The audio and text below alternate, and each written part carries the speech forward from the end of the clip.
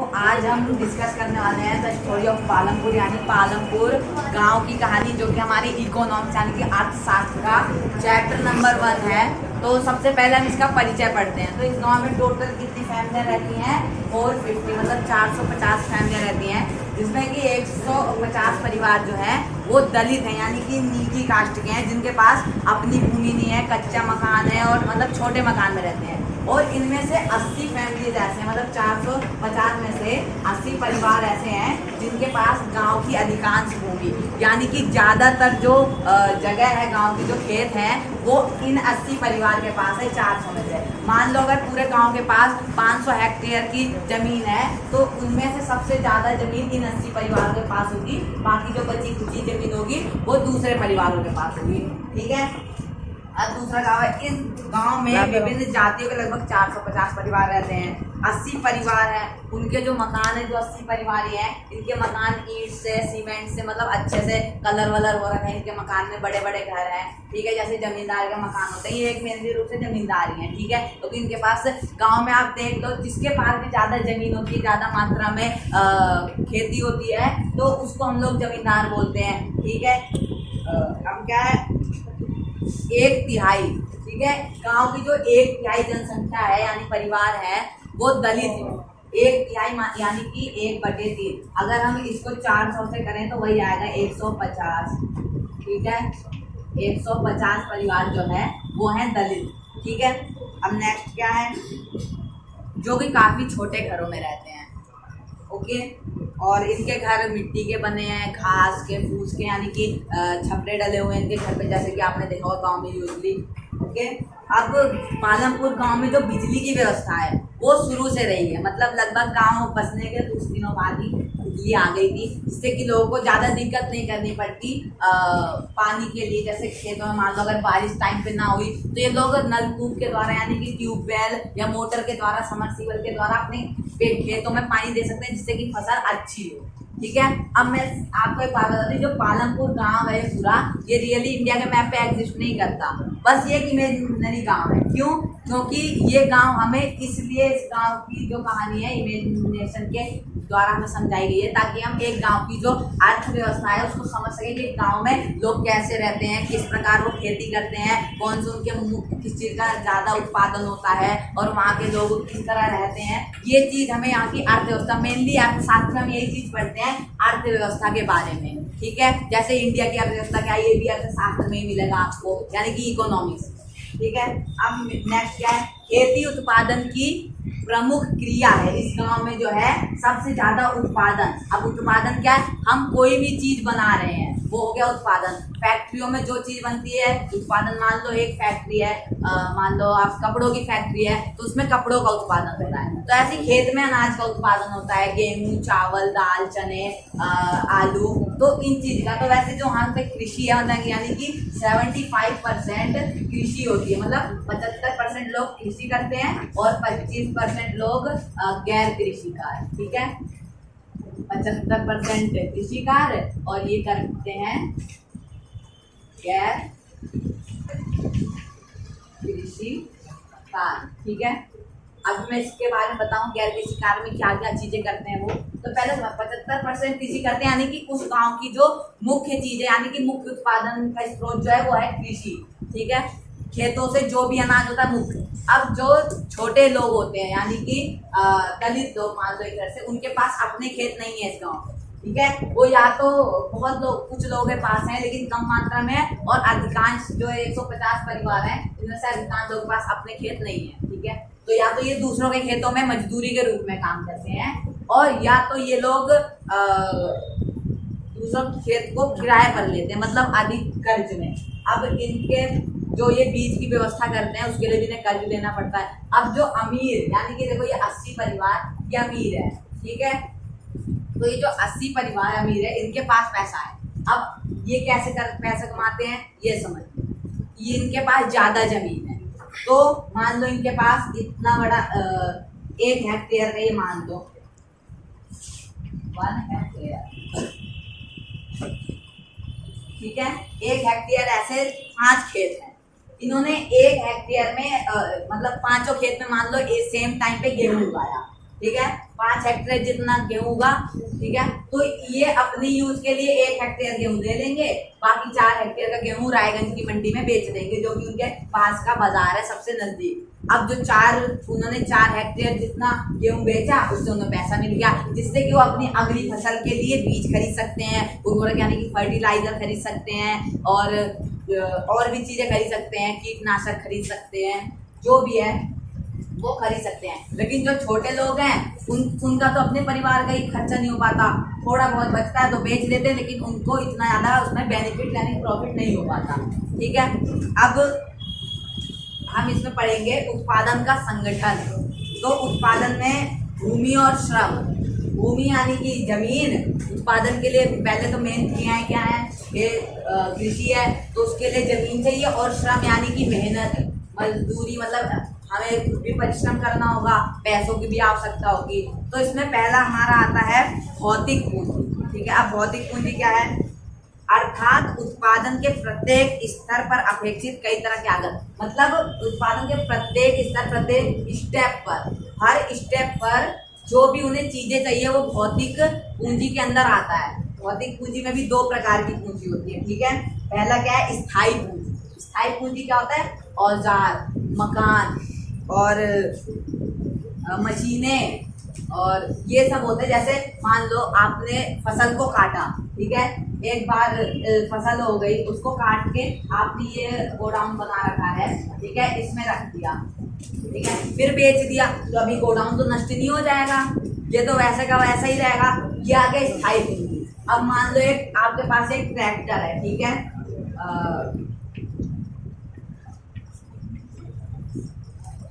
मान लो आपके पास एक ट्रैक्टर है, आपने एक बार खेत जोता, 2 बार खेत जोता, मतलब सालों साल आप इससे खेत जोत सकते हैं, ये नष्ट नहीं होगा। क्यों, ये भी स्थायी पूंजी है। जो चीजें वर्षों तक काम आती हैं कृषि में या किसी भी उत्पादन में, उनको हम स्थायी पूंजी कहते हैं, ठीक है। नेक्स्ट क्या है, कार्यशील पूंजी। कार्यशील पूंजी जिसकी जरूरत हमें हर बार पड़े, और जो मेन रूप से हो, जैसे कि कच्चा माल, कच्चा यानी कि बीज, हमें कृषि के लिए किसकी जरूरत होती है, सीड्स की, ठीक है। जैसा आलू के लिए छोटे छोटे आलू होते हैं जो हम खाते हैं, और गेहूं के लिए गेहूं की बीज का, और चावल के लिए धान का, तो ऐसी सीड्स की होती है, उसको बोलते हैं कच्चा माल। और मुद्रा यानी कि पैसे, ठीक है। मेन चीज तो जब हमारे पास पैसे ही नहीं होंगे तो हम कहाँ से लाएंगे ये सारी चीजें, ना हम कीटनाशक खरीद सकते हैं, ना फर्टिलाइजर खरीद सकते हैं, और ना हम कुछ भी नहीं खरीद सकते। मेन चीज तो मुद्रा ही है। आप अभी थोड़ा आगे भी पढ़ोगे कि ये कैसे ये लोग इनकी व्यवस्था करते हैं, ठीक है। तो मेन चीज पैसा है। आज के टाइम में आप देख लो, कृषि नहीं कोई भी काम हो तो मेन पैसा ही है, ठीक है। हम पढ़ते भी हैं तो पैसा कमाने के लिए, अपने परिवार को अच्छे से चलाने के लिए। अगर आपको समाज में अच्छे से जीना है तो आपके पास पैसा होना इम्पोर्टेंट है, ठीक है, इम्पोर्टेंट। अब नेक्स्ट क्या है, चौथी आवश्यकता जो है वो है मानव पूंजी। अब मानव ही सारा काम करेगा, इंसान नहीं होगा तो ये तो नहीं है कि अपने आप पैसा चला जाएगा बाजार में, अपने आप खरीद के बीज अपने आप लाके अपने आप खेतों में बो उठेंगे बीज, इंसान ही तो सारा काम करेगा। तो मानव भी एक पूंजी के अंतर्गत आता है। वो श्रम करेगा, वही ट्रैक्टर चलाएगा, खेत जोतेगा, वही बीज डालेगा, वही फर्टिलाइजर डालेगा, वही कीटनाशक डालेगा, तभी तो फसल अच्छे से उगेगी, और फिर वही तो फसल को काट के बाजार में बेचेगा। तो जो ये माध्यम है, मतलब एक जगह से दूसरे, खेत से गोडाउन में, गोडाउन से बाजार में, तो इन सबको पहुंचाने का काम इंसान ही करता है, इंसान के द्वारा ही होता है। तो चौथी जो हमारी आवश्यकता है वो है इंसान यानी कि मानव, ठीक है। नेक्स्ट क्या है, अब हम पढ़ेंगे उत्पादन के कारक क्या क्या है। तो उत्पादन के कारक जो हैं, पहला तो है भूमि यानी कि लैंड, दूसरा है श्रम, तीसरा क्या है पूंजी, ये सारे जो हैं ये हैं उत्पादन के घटक यानी कि कारक। अब नेक्स्ट क्या है, भूमि स्तर है। अब पालमपुर में खेती उत्पादन की प्रमुख क्रिया है, ठीक है। 75% लोग खेती करते हैं, बता दिया मैंने आप लोगों को, 75% लोग खेती पर निर्भर हैं। उनमें कुछ दलित भी आते हैं, कुछ ऊंचे परिवार के भी आते हैं, ठीक है। अब इसमें कह रहा है कि वर्ष 1960 से आज तक जुताई के अंतर्गत भूमि क्षेत्र में कोई विस्तार नहीं हुआ। मतलब 1960 से पालमपुर में मान लो 500 हेक्टेयर जमीन है, तो आज तक वो जमीन 500 हेक्टेयर ही है। इसमें ना 501 हेक्टेयर हुई है, ना 500 499, ना बढ़ी है ना घटी है, जमीन उतनी है। ठीक है, 1960 से सोचो कितने साल हो गए, अगर हम 2000 को लेके माने तो अप्रोक्स 40 साल हो गए, लेकिन भूमि बढ़ी नहीं। ठीक है, कृषि क्षेत्र नहीं बढ़ा। नेक्स्ट क्या है,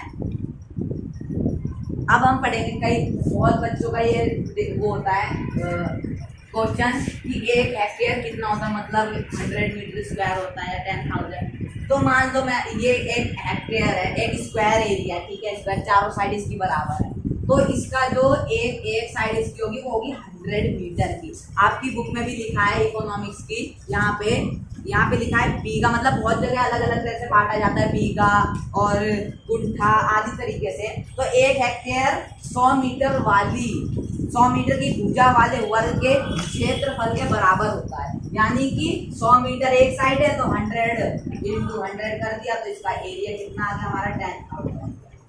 ठीक है, 10,000 मीटर स्क्वायर, मतलब इसका जो पूरा एरिया होता है वो 10,000 मीटर स्क्वायर, 100 मीटर स्क्वायर होता है, इसकी एक साइड होती है 100 मीटर। ठीक है, अपने पालमपुर उत्तर प्रदेश, अगर हम इसकी स्थिति माने जिस तरह से यहाँ पे अलग अलग चीज़ें उगाई जाती हैं, ज्वार बाजरा अलग अलग मौसम में, अगर उस हिसाब से माने तो ये उत्तर प्रदेश के पश्चिमी भाग में स्थित है। मतलब यदि एग्जिट नहीं करता ये मैप पे, लेकिन जिस तरह से क्लाइमेट है और यहाँ पे जिस तरह की फसलें उगाई जाती हैं, ठीक है, अब जैसे देखो कहीं गर्म जगह है तो वहाँ पे उस तरह की फसलें होगी जो भाई गर्म क्लाइमेट में होती हो। जो ठंडी जगह है जैसे जम्मू कश्मीर, वहाँ पे कॉटन जैसी चीज़ें उगती हैं, जैसे कॉटन हो गया तो उन्हें ठंड में उगाया जाता है। ठीक है, तो वैसे ही ये इसका जो क्लाइमेट है वो उत्तर प्रदेश के पश्चिमी भाग से मैच होता है। अब यहाँ के लोग देखो, मौसम पहला है बरसात का,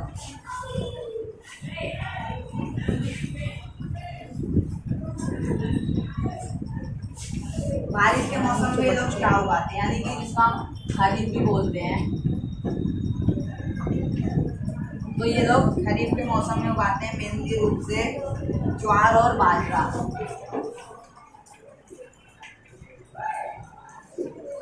ठीक है, अब ये ज्वार बाजरा करते क्या है, ज्वार बाजरों को ये अपनी गायों को खिलाते हैं, पशुओं को खिलाते हैं, जिससे कि वो अच्छा दूध दे सके, उन्हें ज़्यादा प्रॉफिट हो, या बेचते भी हैं भाई। अगर तो कोई किसान है तो वो अपनी गाय को तो खिलाएगा नहीं, या उसके पास ना हो गाय तो वो दूसरों को बेचते हैं। जैसे आपने 75% तो वो लोग हैं जो कृषक हैं, 25% में डेयरी लोग भी आते हैं जो डेयरी फार्मिंग करते हैं, पशुपालन, तो उनको खिलाने के लिए बेचते हैं। और बाजरा जो है, बाजरा लोग इंसान भी खाते हैं, तो बाजरा जो है इंसान भी खाते हैं तो लोगों के लिए भी उसे बेचा जाता है। अब यहाँ पे रबी यानी कि सर्दी के मौसम में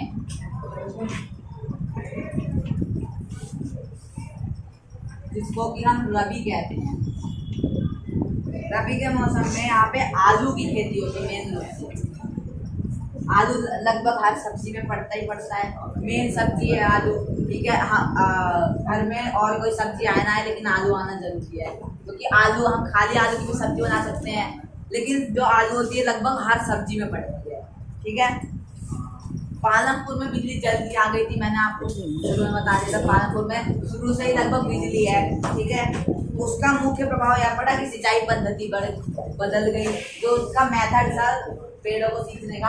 अगर मान लो बिजली नहीं आती तो उन्हें कुओं से पानी निकाल के सींचना पड़ता, या मान लो किसी का बहुत बड़ा एरिया है तो उन्हें बारिश पर निर्भर रहना पड़ता। लेकिन जब बिजली आ गई तो उन्होंने ट्यूबवेल लगवा लिए, समरसीबल जैसी चीज़ें लगवा ली, जिससे कि उनको सिंचाई में दिक्कत नहीं, उन्हें बारिश पर निर्भर रहना नहीं पड़ा, जिससे कि वो जब चाहे जब फसल को आवश्यकता हो पानी की वह पानी उन्हें दे सके, जिससे कि फसल खराब ना हो, कोई नुकसान ना हो। अब आज भी कुल मतलब मैं अब इंडिया की बात कर रहा हूँ, इस गाँव को थोड़ा हटके, इंडिया के 40% यानी कि सिर्फ 40% से भी कम, मतलब इससे भी कम क्षेत्र में आधुनिक तरह से सिंचाई होती है, यानी कि मोटर और समरसेबल के द्वारा या ट्यूबवेल के द्वारा। और इससे भी कम हिस्से में इससे भी ज़्यादा, मतलब अप्रोक्स 60 से 65% के हिस्से में आज भी वहाँ के लोग बारिश पर निर्भर है। आज भी कई गाँव में बिजली नहीं है इंडिया के, आप देख लो बहुत गाँव है वहाँ पे बिजली नहीं है, वहाँ के लोग बारिश पर मेनली रूप से निर्भर है। बारिश आएगी तो उनकी फसल अच्छी होगी, नहीं आएगी तो उनकी फसल बर्बाद हो जाएगी। बारिश ज्यादा आएगी तो फसल बेकार हो जाएगी, बारिश कम आएगी तब भी फसल बेकार हो जाएगी, सूखा बढ़ जाएगा। तो 40% लोग ये रियलिटी, मतलब ये गाँव से रिलेटेड ही है, ठीक है। एक वर्ष में अब हम पढ़ेंगे बहुविधि फसल प्रणाली, मतलब एक साल के अंदर एक साल में जब एक ही जमीन पर, मान लो ये जमीन है, इस पर एक साल के अंदर एक अनाज उगाया गया, मान लो पहले गेहूं लगा दिया गया, ठीक है, पूरे में गेहूं लगा दिया गया और उस गेहूं को काट दिया गया। फिर उसके बाद कुछ दिनों बाद 10-15 दिन तक इसको खाली छोड़ दिया गया। उसके बाद फिर से इसमें दूसरी फसल, तो एक साल में इन्होंने 2 फसल, कई लोग होते हैं 3 फसल भी उगा देते हैं। तो इस फसल प्रक्रिया को बहुविधि फसल प्रणाली कहते हैं, मतलब कि एक साल में एक से ज़्यादा फसल उगाना, ठीक है। अब इंडिया में लगभग हर खेत में ऐसा ही होता है। अब एक साल में एक फसल को उगने के लिए 3 से 4 महीने का टाइम लगता है। मान लो दिसंबर में गेहूं को बोया गया, ठीक है, तो वो मार्च तक आराम से उसको काट लिया जाएगा, तो कितना टाइम लगा? 4 महीने, ठीक है। तो ऐसे ही हर फसल लगभग 4, मतलब साल में लगभग 2 से 3 बार फसलें लगाई जाती हैं। तो हर इंडिया के लगभग हर खेत में बहुविधि फसल प्रणाली का यूज होता है। अब क्या है, उर्वरकों फर्टिलाइजर्स के रूप में लोग यहाँ पे गाय के गोबर का और भी चीज़ों के, जैसे कि सब्जियों के छिलकों का, ठीक है, और भी जो वेस्ट मटेरियल्स होता था उनका यूज करते थे। अभी भी गांव में आप चले जाओ तो वहाँ पे गाय के गोबर को एक जगह इकट्ठा कर लेते हैं और फिर जब खेत को जोतना होता है तो कुछ टाइम 1-2 दिन पहले वहाँ पे गोबर डाल देते हैं। तो जब खेत ट्रैक्टर जोतता है तो वो सारे गोबर उसमें मिल जाते हैं, जिससे कि उसकी उर्वरक, मतलब उसकी जो उसमें मिनरल्स होते हैं वो सारे उसमें मिक्स हो जाते हैं, जिससे कि और अच्छे से फसल उग सके। लेकिन फिर क्या हुआ, इस गाँव में आ गए फर्टिलाइजर्स, यानी कि आर्टिफिशियल इनऑर्गेनिक सॉल्ट, जिनको हम बोलते हैं। क्लास 8 में हमने पढ़ा था चैप्टर 1 में, क्रॉप प्रोडक्शन वाले चैप्टर में, फर्टिलाइजर और मैन्योर में डिफरेंस क्या होता है। तो इसमें भी वही चीज़ है कि मैन्योर होते हैं जो ऑर्गेनिक होते हैं, ठीक है, जैसे वेजिटेबल पील्स, मतलब छिलके उनके, और गोबर, गाय के गोबर, और ऐसी बहुत सारी चीज़ें, ठीक है। लेकिन जो इनऑर्गेनिक सॉल्ट होता है फैक्ट्री में, जैसे यूरिया होता है हमारा, वाइट छोटे छोटे दाने से होते हैं, वो इनऑर्गेनिक सॉल्ट होता है, ठीक है। अब 1960 के दशक के अंत में हरित क्रांति ने भारत किसानों को अधिक, अब 1960 में हरित क्रांति आई थी, जिसमें लोगों को HYP यानी कि हाइब्रिड, जिसको हम हाइब्रिड बोलते हैं शॉर्ट फॉर्म में, HYP भी बोलते हैं, ठीक है। इससे क्या होता है, ये ऐसे बीज होते हैं जो कि कम मात्रा में ज़्यादा फसल को प्रोड्यूस कर सकते हैं, ज़्यादा फसल का उत्पादन कर सकते हैं। मान लो इस एरिया में आपने उगाया धान लगाया चावल के लिए, ठीक है। अगर आप नॉर्मल बीज लगाओ तो मान लो यहाँ पे धान लगाया, अगर ये इस खेत से नॉर्मल बीज से मान लो 500 किलो धान निकला 1 हेक्टेयर से, ठीक है। तो अगर आप HYP यानी कि हाइब्रिड बीज लगाओगे तो 500 किलो की जगह एक टन भी, यानी कि 1000 किलो भी हो सकता है, 700 किलो, मतलब ज़्यादा होगा। तो लोगों को लगा हाँ भाई, जिसके पास छोटे खेत हैं उन्होंने सोचा सही है यार, ये तो मतलब इसको लगा लो और ज़्यादा मात्रा में हमें अनाज मिल जाएगा, हम अपना खा भी लेंगे, बचा भी लेंगे, बेच भी देंगे, जिससे कि फ़ायदा हो जाएगा हमें। तो यही था हरित क्रांति, जिसके द्वारा लोगों ने HYP वाले बीजों को खरीदना स्टार्ट किया, अधिक उपज वाले, अति उपज वाले।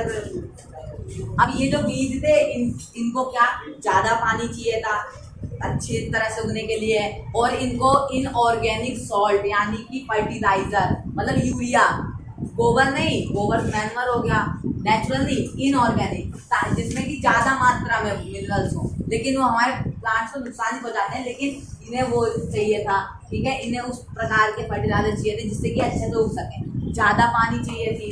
ठीक है, अब ये क्या है, जो यूरिया होता है यानी कि फर्टिलाइजर,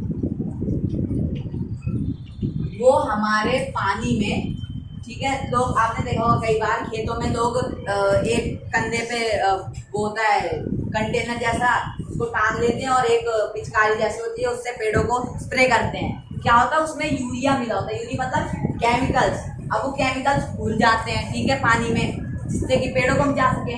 लेकिन अब पानी में क्यों बोलते हैं, ताकि वो डायरेक्ट जड़ से पेड़ में जा सके, पेड़ों को मिल सके। लेकिन उसके ही कारण वो जो जमीन है हमारी, मतलब अर्थ है, एक तरह का फिल्टर का काम करती है जो जमीन है। जब बारिश का पानी जमीन पर गिरता है तो जमीन की इतनी सारी लेयर होती हैं, तो नीचे जो जमीन के अंडर वाटर होता है, जो कि समरसीबल से जो आता है, वो तो जो ऊपर वो होता है, उसमें इम्प्योरिटीज होती हैं वाटर में, फिल्टर करके नीचे साफ पानी आता है। लेकिन वो जो केमिकल्स थे वो इस तरह घुल जाते थे कि जमीन के द्वारा भी, मतलब मिट्टी के द्वारा भी फिल्टर नहीं हो पाते थे, जिसके कारण वो पानी जाके जो स्वच्छ पानी था उसमें भी मिल जाते थे, जिससे कि वो भी पानी दूषित हो रहा था।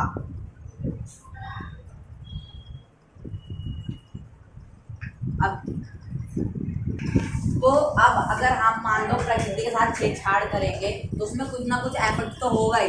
मान लो हमने HYB के बीज, ये बीज भी अपने आप खेत में नहीं उगते, इनको केमिकल्स के द्वारा, केमिकल्स को मिला के बनाया जाता ताकि ये ज़्यादा उगा सके।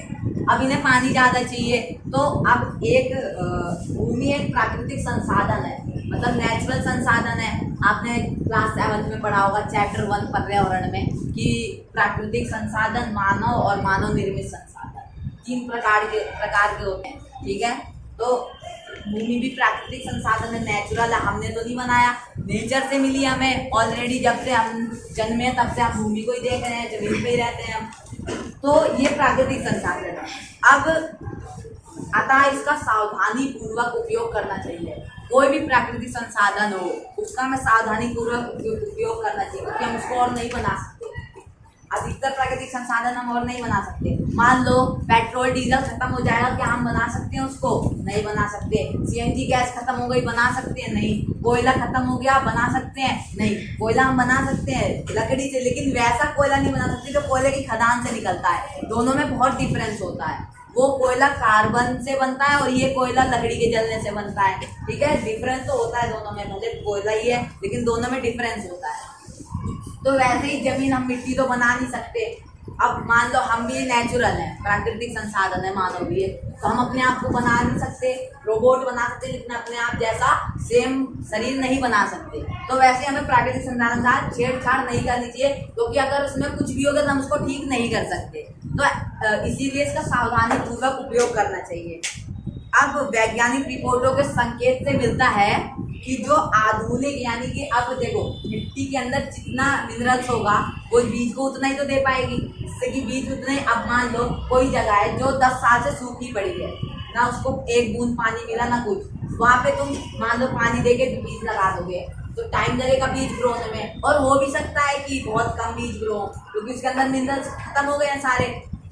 लेकिन ये जो HYB के बीज थे ये खींच लेते थे मिनरल्स, जिससे कि जो मिट्टी है वो पुअर हो जाती थी, उसकी क्वालिटी बैड हो जाती थी। और इसको यूरिया जैसी चीज़ें भी चाहिए होती थी, जिसके कारण तो इसका यूज करने के कारण हमारे जो भौम जल थे, यानी कि जो अंडर वाटर लेवल था वो भी कम हो, क्योंकि ज़्यादा पानी चाहिए था इस बीज को। दूसरी बात, दूषित भी हुआ। मैंने आपको बताया यूरिक उसमें केमिकल्स मिला के उसको छिड़का जाता था, तो इसके कारण अंदर चला जाता, पानी से दूषित हो जाता था।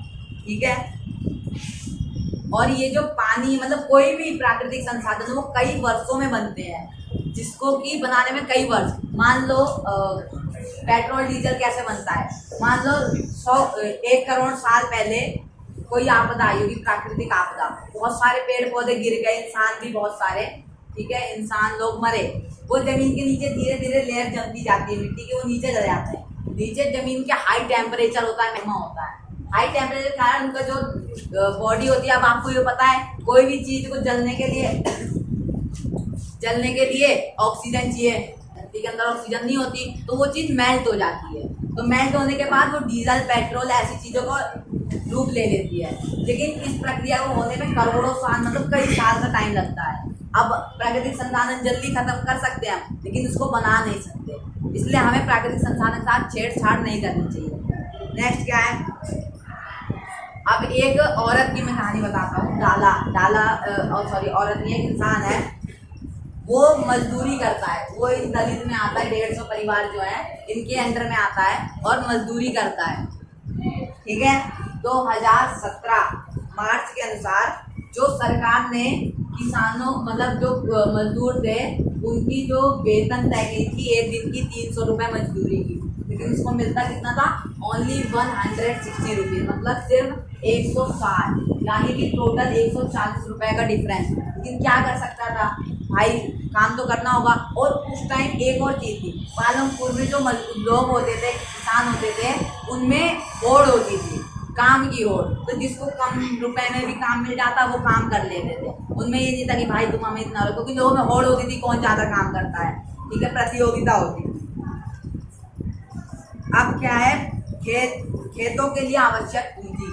अधिकांश छोटे किसानों को पूंजी की आवश्यकता करने के लिए पैसा उधार लेना पड़ता है। अभी जो 150 परिवार है, मैंने आपको बताया था कि जिनके पास ज़्यादा ज़मीन नहीं है, जिन पे भी है वो इतना पैसा नहीं, तो वो बड़े ब्याज पर, मान लो बड़े ब्याज पर उधार लेते हैं। मान लो अगर आप बैंक से 1 लाख रुपए लोन लो तो बैंक आपको केवल 4-5% ब्याज देगी। लेकिन अगर आप किसी अड़ोसी पड़ोसी से लेते या कोई भी बड़े आदमी से तो ज़्यादा अमाउंट देगा। ठीक है, ज़्यादा ब्याज देगा, जैसे मान लो 20%, 24%। तो ऐसे वो बड़ी जमींदार से लेते थे, जिससे कि जमींदारों को काफ़ी फायदा हो जाता था ज़्यादा ब्याज के कारण। ठीक है, अब इसमें मैं एक पढ़ूंगा, सविता की कहानी है, इसी से रिलेटेड। मतलब वो ऐसा इसमें आदमी दलित में कास्ट में, एंड उसने मतलब स्टोरी है कि उसने कैसे अपने खेत को। तो सविता एक लघु कृषक मतलब छोटी किसान है, छोटे मात्रा में उसके पास खेत है, अपनी 1 हेक्टेयर, उसका सिर्फ 1 हेक्टेयर जमीन। ठीक है, पर गेहूं पैदा करने की योजना बनाती है। योजना बनाई कि चलो भाई गेहूं लगा लेते हैं, फायदा हो जाएगा थोड़ा। उसे 3000 रुपये चाहिए थे इस सारे काम को करने के लिए, बीज खरीदने के लिए, लेकिन उस पर पैसे थे नहीं। वो एक बड़े किसान यानी कि जमींदार तेजपाल सिंह के पास गई। ठीक है, उसने उससे पैसे उधार मांगे, तो तेजपाल ने कहा मैं 24% टैक्स दूंगा। मान लो उसने 3000 रुपये दिए तो उसका 24% वो उसको ज़्यादा देगी, 3000 तो देगी, उससे 24% और पैसे देगी ब्याज के लिए। ठीक है, और उसकी कुछ और शर्तें थी। उसने कहा, उसने 4 महीने के लिए दिए उसको ये पैसे 3000, 24%, 4 महीने बाद मुझे वापस करना है, 4 महीने के अंदर। फिर उसने कहा मेरे खेतों में तुम्हें काम भी करना पड़ेगा, सिर्फ 100 रुपये प्रति, बहुत कम थी। ठीक है, वो कहीं और भी काम कर सकती थी, लेकिन उसे मानना पड़ा। क्यों? क्योंकि उसे 3000 रुपये की ज़रूरत थी अपने खेत में। अगर वो काम नहीं करती तो तेजपाल उसको पैसे नहीं देता। इसलिए अब वो 3 बच्चों की माँ भी थी, तो कितना प्रेशर आ गया, उस पर घर का भी काम करना होता था। ठीक है, इस काम की भी स्टार्ट। तो उसने पैसे लिए और फिर मतलब उसने सारी शर्तें मान ली। ठीक है, अब जो बड़े किसान होते हैं उन्हें प्रॉफिट हो जाता है इस काम, उन्हें ब्याज के पैसों का वो फूल भी मिल जाता है और ब्याज भी मिल जाता है। और क्या होता है कि जो मान लो अगर वो किसी एक दूसरे इंसान को उसकी जगह मजदूरी पर रखता तो उसे मान लो कम से कम 150 रुपये तो देने ही पड़ते, उसका 50 रुपये बच गया, दिन का 50 रुपये बच गया, उस महिला ने 100 रुपये में ही काम कर दिया। तो ये होता है कृषि, मतलब एक गांव में किस तरह के लोग रहते हैं। अब नेक्स्ट है अधिशेष स्टार्ट। अब पढ़ेंगे अधिशेष कृषि उत्पादकों की बिक्री। अब देखो, अधिशेष यानी कि मान लो एक वही मैंने आपको बता दिया था शुरू में कि मान लो 500 किलो गेहूँ हुआ तो 200 किलो रख लिया, 300 किलो बेच दिया। सेम वही चीज़ होती है अधिशेष, जितना यूज़ होता है रख लेते हैं, जो बचता है बेच देते हैं। जो बड़े जमींदार होते हैं उनके पास बच जाता है ज़्यादा, तो उन्हें ज़्यादा पैसा मिल जाता है बेच के रायगंज की मंडी में। जिनके पास कम होता है वो कम बेचते हैं, जिनके पास कुछ लोगों के पास बचता भी नहीं है। अब नेक्स्ट हम पढ़ेंगे पालमपुर में गैर कृषि क्रियाएं। मेन तो पढ़ा 75% कृषि क्रियाएं, क्या क्या हुआ था इसमें, क्या क्या चीज़ें हैं। अब नेक्स्ट हम पढ़ेंगे गैर कृषि क्रियाएं। ठीक है, गैर कृषि क्रियाएं कितनी थी, 25%, यानी कि लगभग 1/4। ठीक है, अब गैर कृषि क्रियाएं में क्या क्या चीज़ें आती हैं। ठीक है, डेयरी आ गया, पहली बात तो डेयरी आ गया। ठीक है, लोग पशु पालते हैं दूध वो करते हैं, दूध निकालते हैं गायों से और उसको दूसरे मतलब रायगंज या बहुत जगह। अब उनके गांव में क्या था, एक जगह थी मतलब बड़ी कंपनी थी शहर की कोई जो दूध बेचती थी, उनका एक कैंप खुला हुआ था उनके गांव में। जो भी दूध बेचते थे लोग वो दूध ले जाके वहाँ जमा कर देते थे, उन्हें पैसे मिल जाते थे और जो दूध वो जमा करते थे वो कंपनी में जाके, जैसे आप देख लो अमूल दूध की कंपनी है, ठीक है, वो भी अपने आप से दूध नहीं बनाती, वो गाँव से कई दूर दूर गाँव से दूध लेके आती है। एक दिन में कई हजारों लीटर का वहाँ पे दूध का जो होता है एक्सपोर्ट होता है, ठीक है, और इम्पोर्ट भी होता है, लेकिन वो गाँव से लाती हैं लोगों से जो गांव में छोटे छोटे थोड़े सस्ते प्राइस में मिल जाते हैं और उन्हें बेचता थोड़ा महंगा था, जिससे कि उनको प्रॉफिट हो जाता है। अब और भी कई सारे कार्य हैं, जैसे डेयरी हो गया, डेयरी मैंने आपको बता दिया, ठीक है। अब लघु स्त्री विनिर्माण, ठीक है, यानी कि छोटे स्तर पर फैक्ट्रियों में निर्माण। वो पालमपुर की जो फैक्ट्रियाँ थी वहाँ पे ज़्यादा बड़े स्तर का निर्माण नहीं होता था, वहाँ पे छोटी मोटी चीज़ें बनती थी, जैसे थोड़े बहुत कपड़े बनते थे और छोटी मोटी चीज़ें बनती थी, नॉर्मल चीज़ें। वहाँ बड़ी बड़ी फैक्ट्री नहीं थी और लोग अपने खेतों में ही फैक्ट्रियाँ लगा लेते थे, ज़्यादा उनके पास वो भी नहीं था और कुछ ही लोग काम करते थे, ठीक है। एक फैक्ट्री है पालमपुर की जहाँ पे सिर्फ 50 से कम लोग काम करते हैं, सबसे बड़ी फैक्ट्री। अब एक कहानी मैं आपको बता देता हूँ, मिश्री लाल की कहानी, ठीक है। मिश्री लाल ने गन्ना पेरने वाली एक मशीन खरीदी है, ये भी उसका एक बिजनेस हो गया। गन्ना पेरने वाली मशीन खरीदी, उसको उसने बेच के गन्ने का जूस बेचा। आपने देखो गलियों में आता है गन्ने वालों पहिए लगे होते हैं और चलती है गाड़ी जैसी होती है, उसी पे गन्ने वो जूस बेचता है, ठीक है।